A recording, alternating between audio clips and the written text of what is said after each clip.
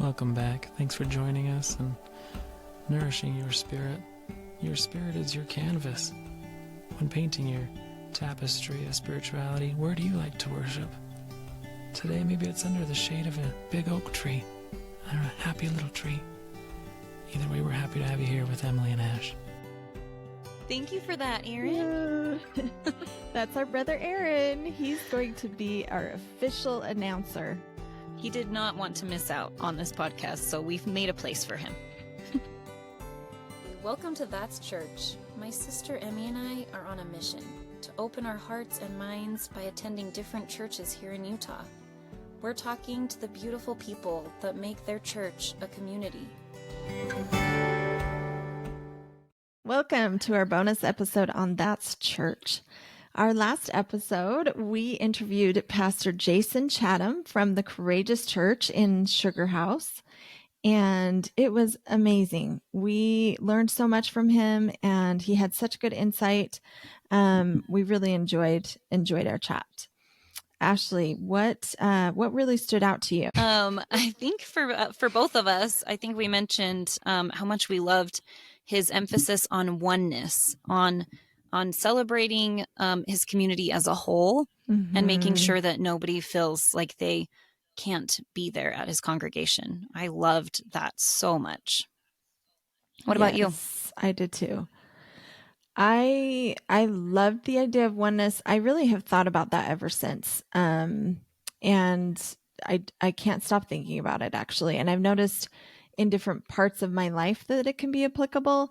And actually, it's interesting he mentioned oneness, because one of the things we were actually really caught off guard when he asked us why we are doing this podcast. We really didn't expect him to ask us anything personally. However, we had an answer right away because we thought about it for so long.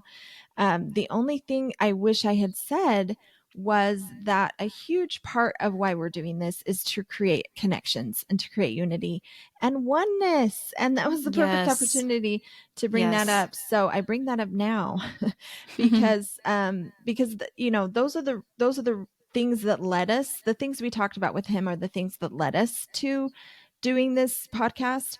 But the reason that we're doing it is really for oneness. It's really for creating a community that is peaceful and connected and open to hearing and listening to others' ideas, others' faiths, others' experiences, and the knowledge that they can add and bring into our own lives, and the light they can bring to our lives. Ooh, amen. That's church. Preach. I agree completely. Yes, we've talked from the start how we want this to be a unifying experience, and we want to build bridges. And yeah, I feel like so much of what Jason had to say, like he was absolutely the perfect person to have as our first guest on our podcast, because everything he said was so open and so loving. And I just felt myself the whole time just going like, yes, yes. So yeah, it was an incredible experience. Another thing, so what we're probably going to do the most in these bonus episodes is talk about our own experiences visiting their place of worship. So I don't know if I think we did mention in the podcast with Jason that we actually had the opportunity to visit and attend one of his services, which was incredible. And we talk a little bit about it there. But in this segment, in this bonus episode, we will talk more about the whole experience. I know in the last episode, we talked about how amazing Jason was and like the feelings there, but we also want to dive into the building and all of the senses of from walking in and seeing the beautiful, it had the prettiest like wood ceiling, and it just felt very warm and inviting. And so I want this episode and these bonus episodes in general to be very much about the whole body experience with going and visiting these places of worship. So yes, do you have some feelings, Emmy? Like, what was your initial feelings when you like walked into that building? My first thought was, wow, they are ready for us. Like, they were so welcoming. There were so many people that were there to greet us. I felt like a celebrity. And I honestly, even to this day, I don't know if he had told like his whole congregation, be on the lookout. These people are visiting. We want them to feel welcome. Or if that's the way they are every time, because I've attended twice and both times I felt that same way. So, the second time I visited, they were celebrating their 4th anniversary. And we got tacos, which was awesome. So it was kind of more of a celebration. So I haven't been there for a regular service outside of the first time we went and then the anniversary the other time. But when we went in, there were people, welcome, kids go this way, you go this way. We're so happy to have you. And it was very impressive to me and very uniting. And they offered us a Bible. If we didn't have a Bible, we told them we did. And they said, oh, well, you're still welcome to one. And as I realized it was a different translation, I really wanted my own because it was such a fun, different, easier to understand translation. So as I left, I grabbed one and thanked them. But a great little the souvenir architecture too. Of that. Yes, for sure. But the architecture too of that building, it's my favorite kind. My house, I just recently added onto my house and did a bunch of renovations. We gutted the whole inside and renovated all of it. And I did a big, what is that called? Like vaulted ceiling in my great room. And this is like the vaulted ceilings on steroids.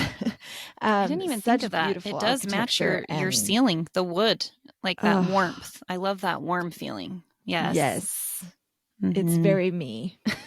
So I walked in and felt very at home, and it is the Seventh-day Adventist church, but the feeling that the people exude as well is very welcoming and loving, and they do. Yes. I loved that during the service, they stop and they talk with each other.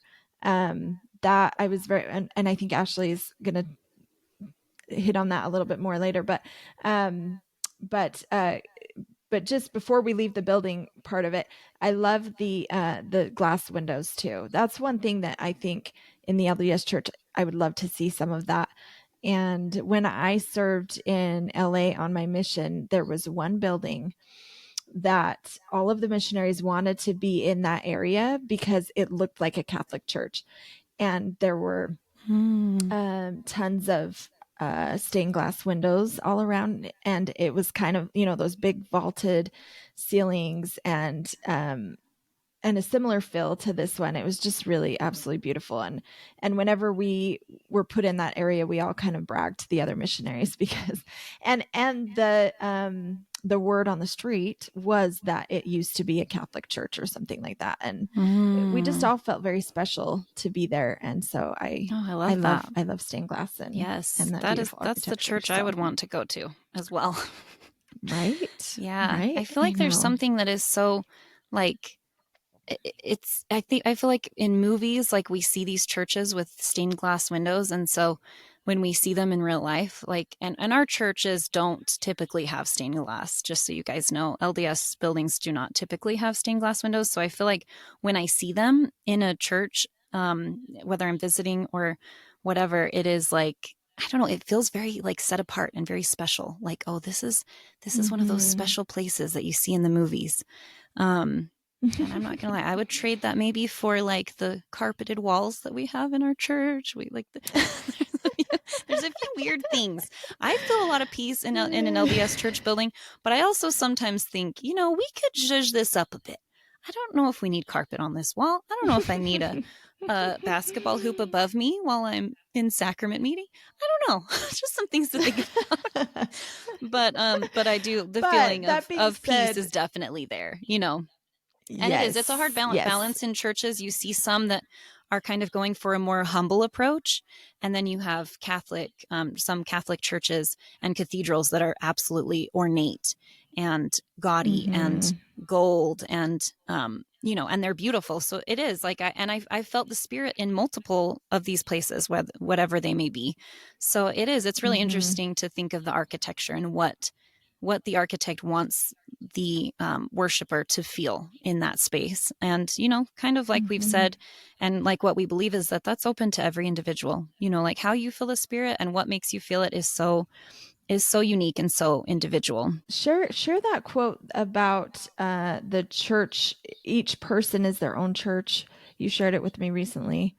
Yes, I heard this on a podcast, and the author is unknown, but I love it so much. And the quote goes that there are as many religions as there are people. And me and Emmy both were like, yes, that's it.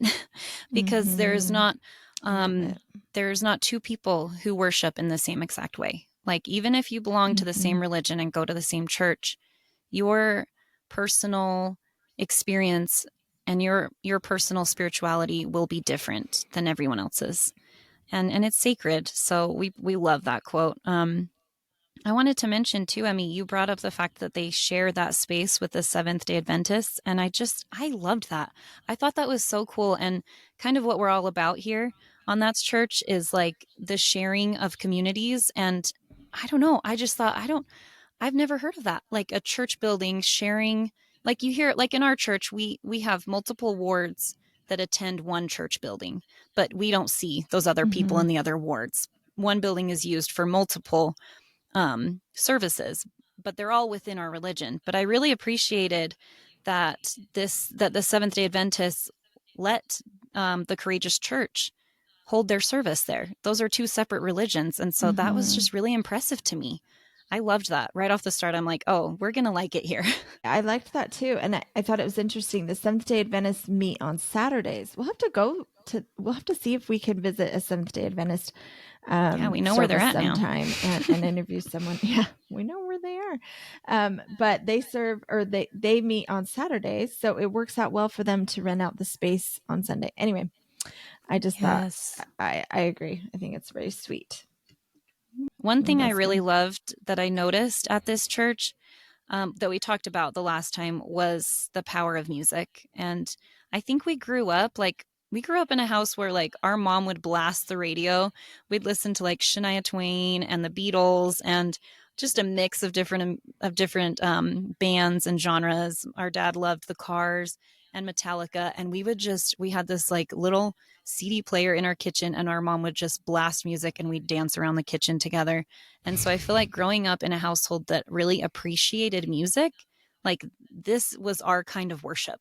Do you feel that way, Emmy? Yes. And I was just going to share that just reminded me when I would babysit. Ashley's 9 years younger than me. So I would babysit you guys. I'm the oldest, and we have, there's four other siblings. So 5 of us total. And I would babysit on the weekends. And I think our parents were very religious about going on dates like every weekend. And so a lot of times, if we were lucky, they would drop off our cousins and we would all have a dance party while our parents were gone. And I so looked forward to that. That was just like the highlight of my week. So, and we were very close to our cousins, which is a bonus. Yes, that is amazing. I totally forgot about that for a minute. That was the best. We need to do those again with our cousins. Let's just do it again. Right? Yeah. Allie, Amber, Cam, come on over. Dance come on party. In. I remember ABBA specifically ABBA. And we did the Dancing Queen. And I'm pretty sure Aaron did that one. I'm not sure why he was the highlight of that, but it made sense at the time. Oh, yeah, we did videos too. I was just talking about the dance parties, but then camcorders came around, or we got one or something, and then we started videoing our Where's the footage? Where is it? We'll post it if we can find it. I think they're pretty embarrassing. I love it. No, they're great. They're great.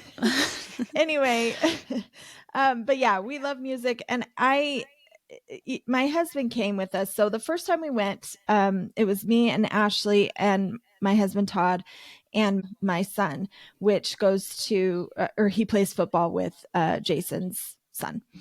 And I think my husband and my son are a little bit more serious, and I think they enjoyed it. They enjoyed the music, but they just kind of sat there. Maybe they swayed a little bit during it. We kind of made the mistake of sitting right in the very front, and so we didn't know what to do exactly. Like, I remember looking around and going, okay, we need to follow these people and know kind of what is expected of us, but we didn't really know, so we kind of did our own thing for a while. And Ash and I just really got into it. Like, we were like, hallelujah, yeah, Praise Jesus. and We're full send. And I think my husband and my son are definitely more serious than we are, but we definitely got into it. And then I don't know why we're always on the same emotional level, Ashlie, but there was it suddenly the music just became really hit home for me. And they play quite a bit. I was actually really impressed and surprised at how many songs they played and stayed on their feet. The whole congregation would stay on their feet while they were playing and performing, basically. And Jason's performing on the guitar. His daughter's singing. She's probably, I think she's like 14, 15. Amazing. And another young girl that was absolutely incredible. And I mentioned a little bit in the last episode, a lady was like rocking it out. And I'm not cool, so I don't know if that's the right words, but she just was so impressive to me. And at one point she had a solo and I was like, what? That's coming out of her mouth. So even if you're not into church or into the sermons or whatever, go for the free performance. Like, it's just great. And anyway, there was a point in it that Ashlie and I looked at each other and we're both tears streaming down our faces. Like, I think we both kind of internalized the words at the same time. And it was just really touching. So I definitely felt the spirit. And I thought that was beautiful. Yeah. Did you have anything more to say about that? Oh, I totally agree. And it's so funny. We both noticed that same woman who was playing the piano, and it crossed my mind that, like, I thought to myself, what would she be doing in our church? And she would be playing piano. She was very talented, but I pictured her in our church behind a big, bulky, classical piano, kind of hidden, and like, I don't focus on who's playing the piano always during our services, and it's always so beautiful. I'm always touched by music, but it was so different. It was such a different experience to see her standing up, and she's not at a traditional piano. She's at an electric piano, and this chick is just killing it. And I like couldn't take my eyes off her. And I just was thinking, like, she is a star up there. Like, her talent is so highlighted, and I can't imagine what kind of like boost that would be to your confidence, and also just to be, to have your talent, what's the word I'm looking for, highlighted in that way. Like, she was singing, she was playing, and I don't know, it just was like a totally different experience than it would have been at our church. Again, like, not one is not better than the other, but for someone who loves music so much and loves acoustic and indie rock, like, it was just very magical. And I really feel the spirit like through music. So I play music all the time in my life, in my daily life. And I'll play a lot of folk music. Like, my husband and I have actually said before that we feel the spirit and we connect with music when it's really pared back and it's like just someone with their guitar. And so, like, when Jason started playing, like, it was so special for me and Emmy to just look at each other and be like, oh my gosh, this is so amazing. And the teleprompters too, like, that's another thing that Todd mentioned after. And I was like, I totally agree. Todd was like, Emmy's husband, Todd, was like, we need these teleprompters in our church because, for one, it's hard to find the hymn sometimes, it's hard to flip through that book and find it. It prompts the music. So it, similar to like karaoke, it just shows you what you need to sing. And the music was really loud. I don't know if you've ever been to a concert where the music is really quiet and it like throws off the whole vibe. But here, like, they had the music really loud. And so, like, I felt totally confident and comfortable just belting those words because I knew that it would kind of get drowned into the noise. Whereas in our church, I am so aware of myself when I'm singing hymns. I am like so aware, and I purposely don't sing very loud. And I think that's how everyone feels in our church. I think we all are a little bit hesitant and like nervous to be louder than everyone else. And so we're like very quiet. But here I just was like belting it out, and it's right there in front of you, and the music's loud, and it just fills your spirit. And yeah, that was, the whole music part was incredible. And I feel like it was probably more than half of the sermon. Do you think so, Emmy? Yeah, I think there were 5 or 6 songs. Yeah, it was, which was great. I think it was a good combo because the second time I've liked it even more because I knew how long to expect to be standing. The first time I didn't expect to be standing that long, so I was like, oh, we're not done. But it was the second time I realized it really was a great combo, a great balance of about half song and then half sermon, which I thought was great. One thing too, I was just gonna piggyback on. I also all of this, I think, is not to diminish anything from our church, and I think there are things to learn and gain from each one, which is why it's so fun to visit other churches in addition to our church. Because like at our church, I also love that many of the members are given opportunities to sing or to play piano or to play organ or whatever it might be, share their talent of sorts. And anyway, I think that's something that our church has that not a lot of churches have. At this church, it's designated people that sing and play every week. And I just think that's something great about our church. And many of our buildings are so beautiful as well. Our building, sorry, we're going back a bit, but I just wanted to mention the building that we are in right now is like a super old building. It was built, I can't even remember the details, but it was built a really long time ago. So the podium is turned and everyone thinks it's pretty special, but it's just a little bit different. And we have big windows in our chapel that are really beautiful and let a lot of beautiful natural light in. And so anyway, there's definitely a bonus to learning and gaining light from both churches, and different things we can learn from each one and enrich our lives in different ways. I love that. Yes, thanks for sharing that. I agree. I only have my own religion based this off of, so I will be doing that a lot, just in contrast. But yeah, no, we're not here to tell anyone what religion is better or what religion is worse. Like, that is not what we're here to do. We're here to just celebrate all religions and all spiritual communities. Yeah. And so, yeah, thanks for sharing that. I agree. I love that our church has callings, and I love that people can accept those callings or turn them down if they're not at a place in their life where they can handle a calling. Like, that is such a beautiful thing. And I've said that also about testimony meetings. Once a month in the LDS church, they hold a testimony meeting. And I know some people have like criticized testimony meetings because it literally is like a free for all, because anyone can get up and bear their testimony. But I love it so much because it's then not just the bishop who is presiding all the time. It is like you get anyone who wants to share, they can go up and share their perspective. And I love that. And I mean, throughout the month as well, it's not always the bishop who presides. We have speakers in our church. And so you'll get a different ward member every week speaking. But on testimony meeting, it's open to everyone. And I've always loved that about our church. I love that it's not just one designated preacher or pastor. I like that it's opened up to the whole public, to anyone. Even children can go up and bear their testimony. So going back, we'll kind of just bounce around on here because our ideas are just coming organically. So we'll just share as we go. But you brought up Emmy and how he came with us. And I have to say that there was a moment where I looked over at and I saw him looking at his teammate, who is Pastor Jason's son.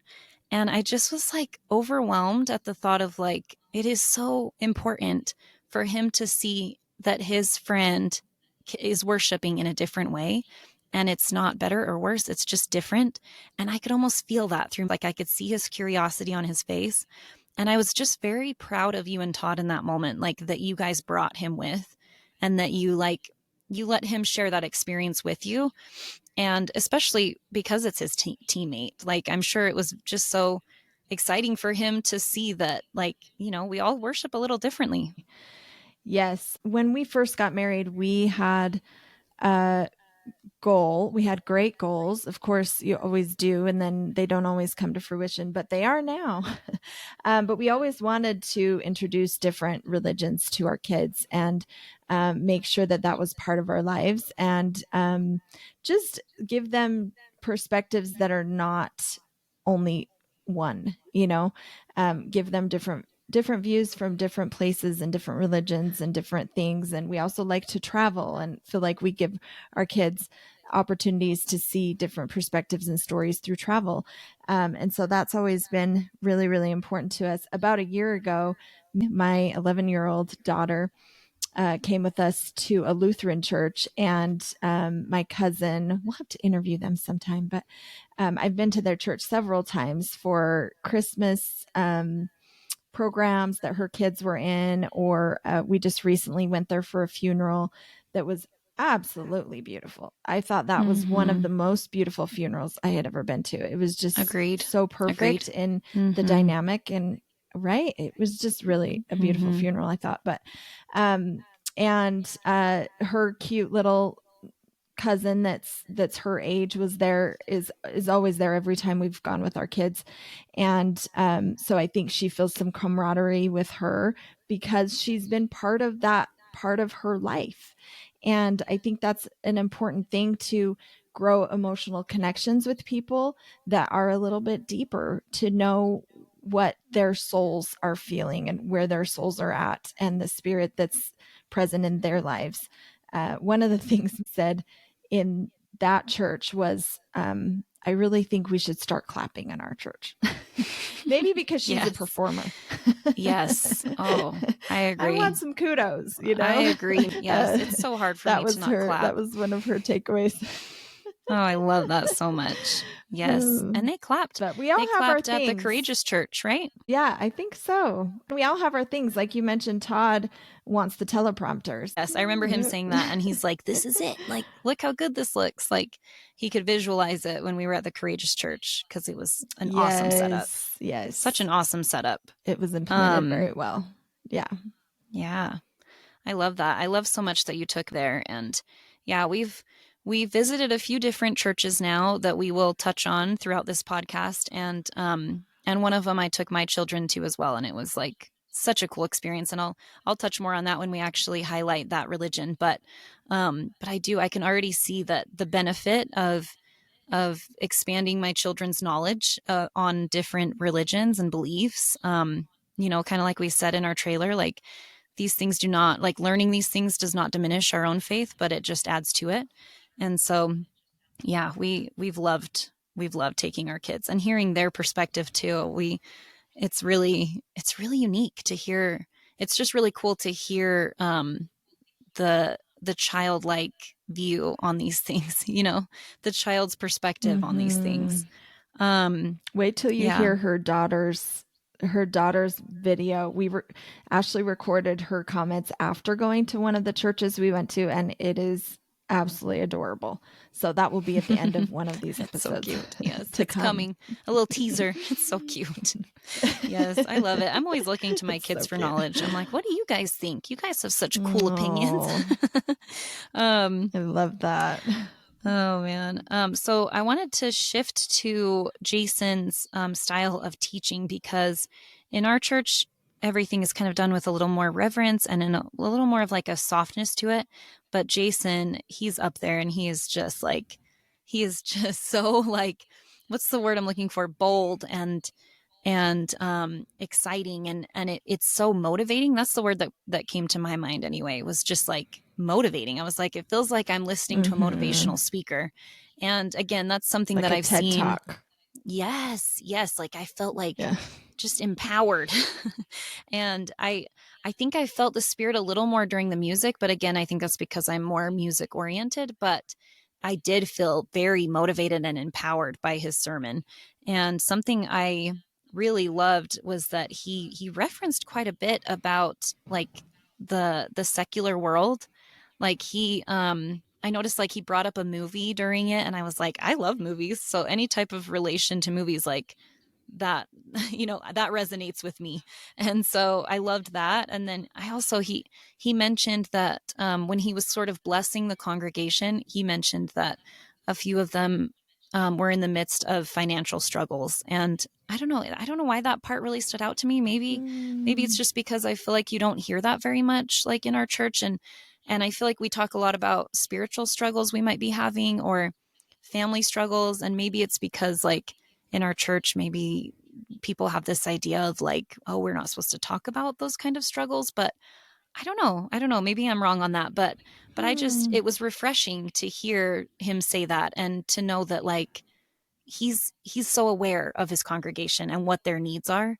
And he's blessing those specific needs. It just felt, I don't know, it felt very special to me. What are your thoughts on that, Em? I have to admit, when he said it, I thought, oh, who? No, maybe but that's why we don't share it in our church. Who is it? No one wants to know who's struggling. No one wants anyone to know that they're struggling. That is a great point, though. That's probably it. That's probably part of it. But I think I liked the point of it. I thought that it felt very connecting and very like we're in this together as a congregation and we're a family. And it kind of pointed something out that that maybe seems a little bit taboo. And I actually just recently listened to a podcast by Patrick Mason, and he talks a little bit about the fact that in our church, a lot of times we create kind of this tabooness about talking about certain things. And there are certain things that individuals, especially young Gen Z youth, struggle with not being able to have a space to be open and be able to share the things that they struggle with. I feel like that was one of those things that it's something that may feel taboo to talk about, but really it's actually uniting and creating oneness. Right? Back to the oneness. Yes. I have to say that whenever I'm in Relief Society and someone is just vulnerable and opens up, I feel the Spirit more there than ever. Like scripture's great, like other things great, but when I hear someone's experience in life and the pains they might be going through, I don't know what it is, but it is so connecting. And I guess it kind of goes back to that scripture where Jesus says, mourn with those who mourn. I think that is such a natural human emotion. And I think that we really need each other. And it's very apparent, I guess, when we're talking about those struggles and different things that we may be going through. It's very apparent that like we need each other more than ever, especially with everything going on in this world. Like we need to rely on each other more than ever. And we need to trust each other and be vulnerable with each other and not judge each other or gossip, so yeah, I love what you said. And I totally agree. And I could feel that in his congregation, that love that they had for each other. We also met a cute couple there at the end of our first visit there that were so warm and so open and so willing to share and talk about anything. I really just enjoyed our conversation with them. And they may have been trying to convert us a little, which I thought was super cute. Yeah, it's a compliment. I liked it. I thought it was so cute and so sweet and so endearing. And they talked about, we asked them some questions that we had that were just very technical questions of like tell us about baptism within your church and tell us about this and that. And I think the wife had come from Catholicism. I don't want to mention their names in case they don't want to be, but she had come from Catholicism, and the husband, I'm not sure, but she had a really, really interesting background, kind of jumping around to churches, trying to find the one that fit her needs. And she landed at the Courageous Church, and they both were very happy to be there and had a goal of, strengthening the congregation and building their congregation. And it was all just very endearing to me. We actually may interview them. We mentioned the podcast to them and they're like, we would love to be interviewed.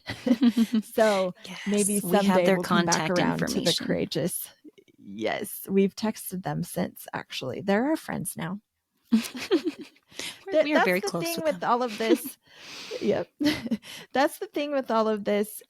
Visiting other churches, I have absolutely loved meeting other people from different dynamics of life, that just have totally different things to say than the inner circle that I have always had. And I feel like I have really gained some strong, close relationships that way. And I love it. I love just expanding my reach and learning things that I just would not have otherwise, sitting on my couch and going to the same word every week, which I still Yes. plan to do, of course, but reaching out to different communities has really already strengthened me as a person, and I think strengthened our family as well.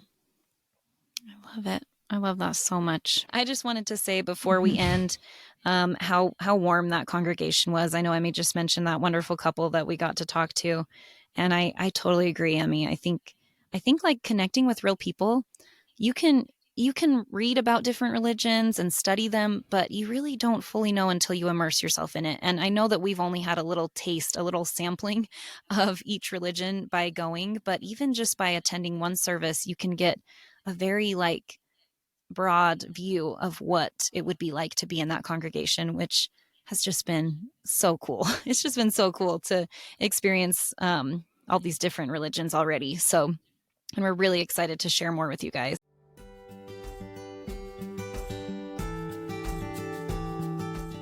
Thanks for joining us on That's Church. Be sure to follow us on Instagram at That's Church Podcast for more updates, insights, and a glimpse into the diverse spiritual tapestry of Utah. Let's keep the conversation going, because we believe that gaining knowledge of other religions does not diminish our own faith, but can instead enrich our spirituality. I think we both agree. Okay, cut that part out. Okay, Sort go of ahead. serious. I think. Okay. Okay. Get it out. What was I saying? Gen Z, Gen X. I don't know. Who is it? Gen Z? Gen Z. Yeah. Gen Z. Gen X is before us, right? Yeah. Clothing brand. Gen Z. Oh, there's Mom.